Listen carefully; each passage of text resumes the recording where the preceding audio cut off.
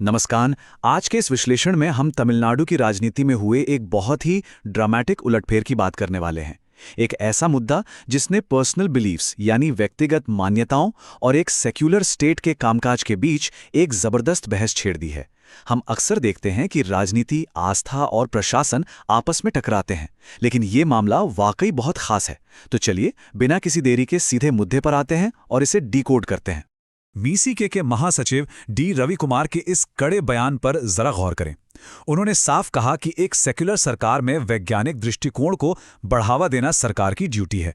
सच कहूं तो इस एक स्टेटमेंट ने पूरी बहस की नींव रख दी और इसने नवगठित सरकार और मुख्यमंत्री जोसेफ विजय पर अचानक से एक बहुत भारी दबाव डाल दिया, जिससे उनके इस फैसले पर गंभीर सवाल खड़े हो गए।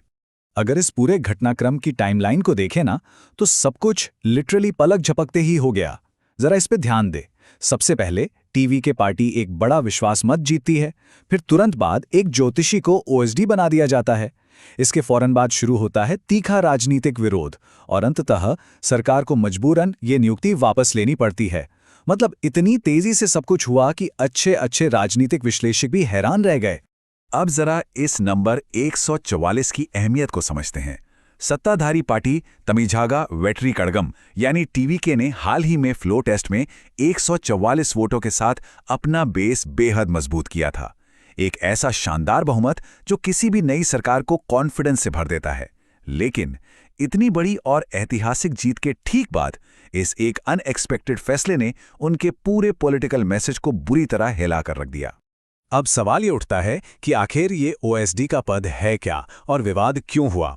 देखिए, ऑफिसर ऑन स्पेशल ड्यूटी एक बहुत ही अहम और ऑफिशियल सरकारी पद होता है और ये पद दिया गया राधन पंडित वेत्रीवेल को, जो पेशे से एक ज्योतिषी हैं। रिपोर्ट्स बताती हैं कि इन्होंने ही मुख्यमंत्री की जीत की भविष्यवाणी की थी और इन्हीं के परामर्श पर शपथ ग्रहण समारोह का समय भी बदला गया। अब जाहिर है, एक सेक्युलर सरकार के ऑफिशियल सिस्टम में एक ज्योतिषी को इतनी अहम कुर्सी देना, यही इस भारी विरोध की असली जड़ बन गया।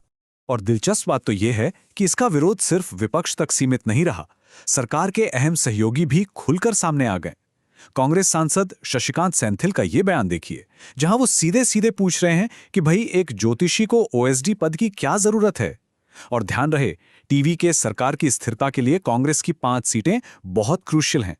जब इतने अहम सहयोगी ही पब्लिक डोमेन में ऐसे सवाल उठाने लगे तो सरकार के लिए स्थिति काफी असहज हो जाती है।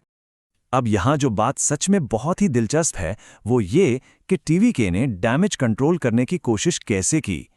टीवी के नेता सीटी निर्मल कुमार का ये बयान देखिए।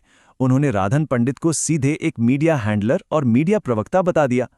उनका लॉजिक था कि व्यक्ति का प्रोफेशन चाहे कुछ भी हो, नियुक्ति तो मीडिया संभालने के लिए हुई है। साफ दिख रहा था कि ये नियुक्ति के ज्योतिषीय पहलू को साइडलाइन करने की एक रक्षात्मक कोशिश थी। लेकिन ये बचाव बिल्कुल काम नहीं आया। इस पॉइंट पर सत्ताधारी पार्टी लिटरली राजनीतिक गलियारे के दोनों तरफ से घिर चुकी थी। एक तरफ उनके अपने सहयोगी थे जो वैचारिक स्तर पर बेहद नाराज थे, और दूसरी तरफ था विपक्ष जो इस पूरे मौके का पूरा राजनीतिक फायदा उठाने के लिए तैयार बैठा था।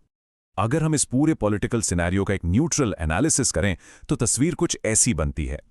वीसीके और वामपंथी जैसे सहयोगी इसे सेक्युलरिज्म और साइंटिफिक सोच के खिलाफ बता रहे थे। वहीं डीएमडीके जैसे विपक्ष का कहना था कि इससे युवाओं में गलत मैसेज जाता है। लेकिन इसमें सबसे ज्यादा हैरान करने वाला स्टैंड रहा भारतीय जनता पार्टी का।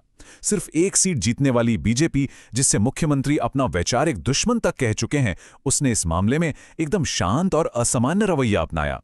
उनका रुख काफी हद तक विजय के पक्ष में ही नजर आ रहा था। है ना दिलचस्प?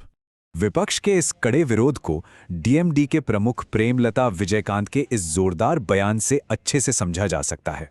उन्होंने एकदम साफ शब्दों में कहा कि एक नेता की पर्सनल और आध्यात्मिक मान्यताओं को सरकारी नियुक्तियों से बिल्कुल अलग रखना चाहिए। उनका पॉइंट एकदम क्लियर था कि अगर कोई आपका पर्सनल ज्योतिषी है तो उसे अपनी निजी पसंद तक ही सीमित रखिए, उसे सरकार या प्रशासन का हिस्सा मत बनाइए। अब इस कहानी का दायरा थोड़ा और बढ़ाते हैं। अगर हम इतिहास के पन्ने पलटें तो दक्षिण भारतीय राजनीति में राजनेताओं और ज्योतिषियों के बीच एक बहुत ही गहरा और करीबी कनेक्शन रहा है। ये कोई नई बात नहीं है। चुनाव में जीत हो या कोई बड़ा फैसला, ज्योतिषियों की सलाह लेने की ये परंपरा राजनीति में काफी गहरे तक रची बसी है। और राधन पंडित वेत्रीवेल का अपना ट्रैक रिकॉर्ड इस बात का एक परफेक्ट एग्जाम्पल है। वो कोई नया नाम नहीं है, बल्कि उनका इतिहास काफ़ी पुराना है। वो इससे पहले पूर्व मुख्यमंत्री जे जयललिता को भी सलाह दे चुके हैं। रिपोर्ट्स तो यहाँ तक कहती हैं कि एआईआईडीएमके के शासनकाल में कई बड़े राजनीतिक फैसले इन्हीं के कंसल्टेशन के बाद लिए जाते थे। हालांकि ये प्रभावशाली रिश्ता तब टूट गया जब आय से अधिक संपत्ति के मामले में इनकी एक भविष्यवाणी गलत साबित हो गई कि जयललिता जेल नहीं जाएंगी। तो इन सभी फैक्ट्स को एक साथ रखने पर एक बहुत ही गहरा वैचारिक टकराव उभर कर सामने आता है। एक पलड़े पर हैं किसी की व्यक्तिगत मान्यताएं और आस्था, और दूसरे पलड़े पर है एक सेक्युलर सरकार चलाने का जनादेश।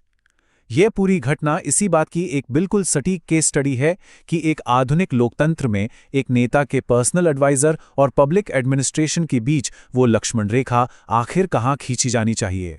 तो इस विश्लेषण के अंत में एक बहुत ही अहम सवाल पीछे छूट जाता है कि मॉडर्न गवर्नेंस के इस सेक्युलर ढांचे और एक नेता के पर्सनल बिलीफ्स के बीच की वो बारीक रेखा आखिर है कहाँ।